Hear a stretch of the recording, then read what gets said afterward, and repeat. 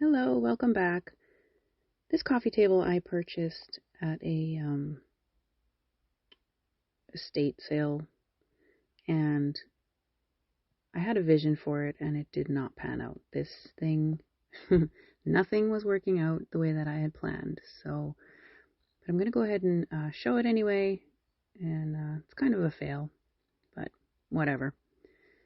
So I start by taking the doors off and taking the whole thing apart. Essentially, I hadn't planned on doing that.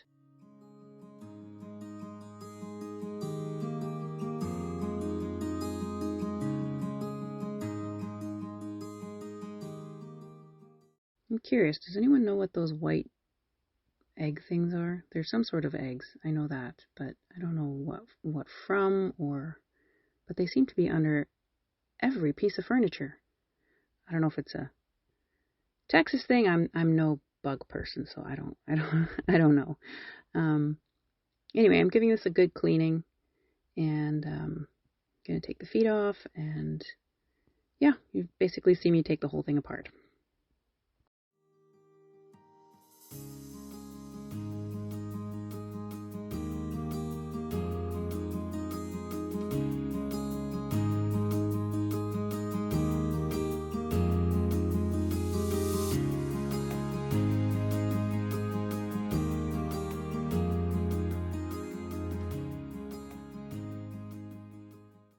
Now the reason I'm taking the whole thing apart is because I wanted to have just the two side walls. I didn't want to have that back in the doors. I wanted to just have it be open at the bottom. And in order for me to get the back part off, I had to take the whole thing apart. And here you can see the front. There's I'm going to have to take those apart because I want it to be straight edges, and there's an angle there. So that will be right here.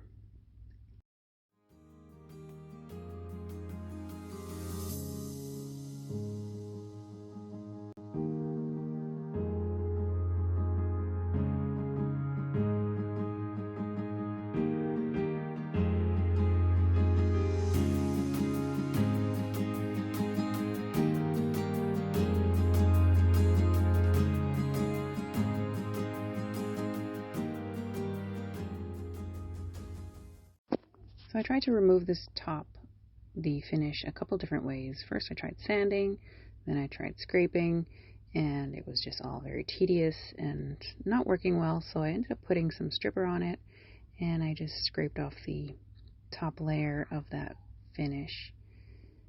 I did not realize that that top layer is veneer when I initially started with this project. So, but it is. And anyway, so here I'm going in with some 100 grit. I wanted to be gentle. Once I found out that it was veneer, I was like, I'm going to be gentle. But goodness, man, that was just taking forever. So I went in with some 80 grit and just went to town and cleaned it off.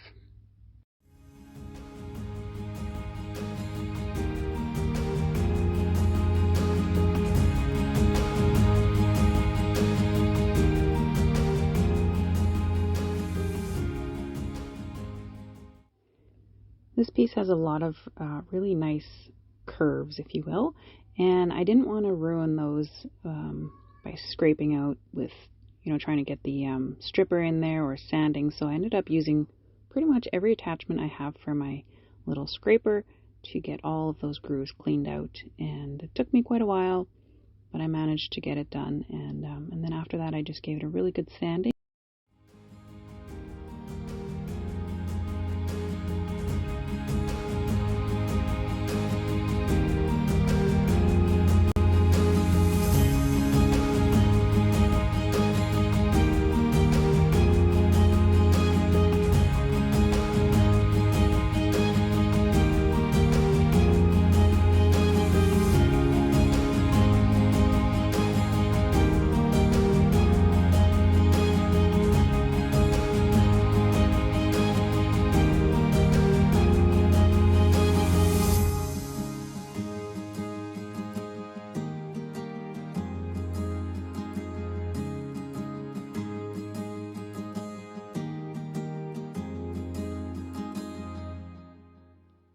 So up until this point, things are still going according to plan. I'm using a 120 here first, and then I'm going to go in with a 220. And it's after after this part that things just start to go all wrong. So the feet are a solid wood, and I wanted to stain them, but I couldn't get them cleaned off properly with all that dark stain on there.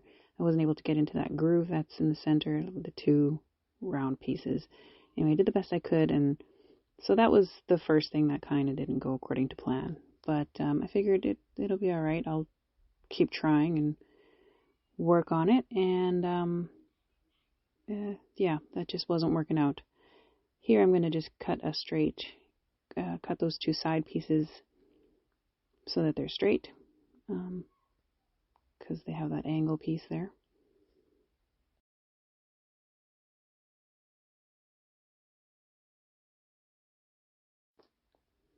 I'm just going to fill in the screw holes for that back piece, and then I'm also going to end up filling that little rut there with some wood filler. Now, if you're watching this and thinking that that's so dumb, then you know something that I don't. But I was going to do it with Bondo, but I didn't have any, and I figured, why not? It's all MDF, so I kind of didn't think it would be a big deal. And I think it worked out fine so far anyway. So, yeah, I just end up filling this up. I'm not sure if I show it, but I sand it down, obviously, and then I give it another just fill for anywhere that I missed it or anywhere that may have shrunk a little bit. And then after that, I prime it.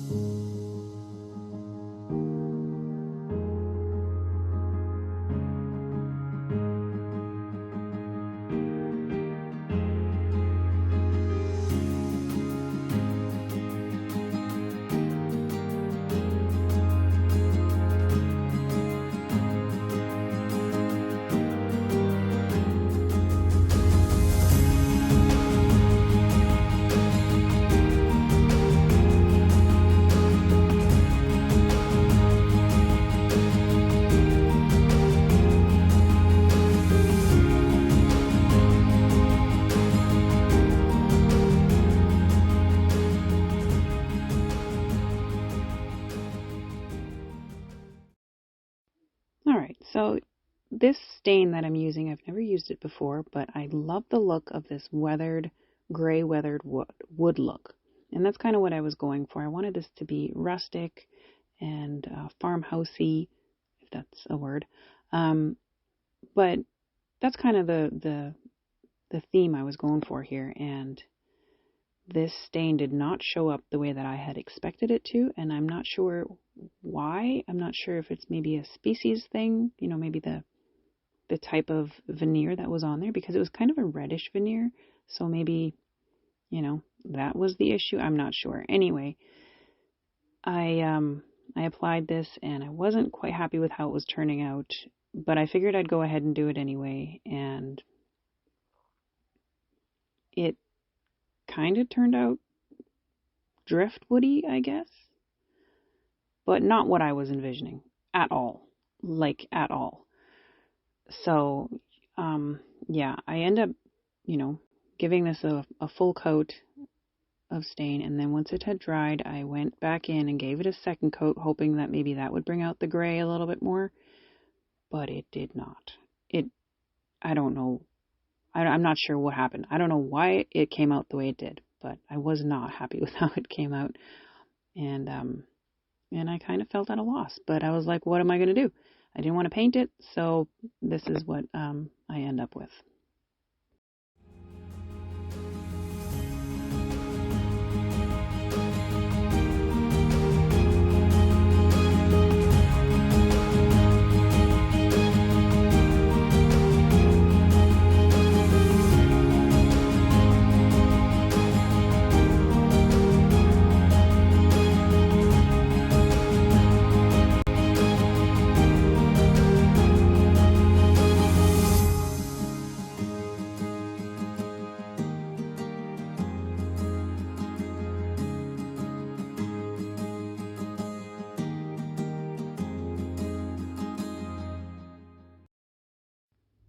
I end up giving this thing like 4 or 5 coats of the clear coat because I think it's a Texas thing, again.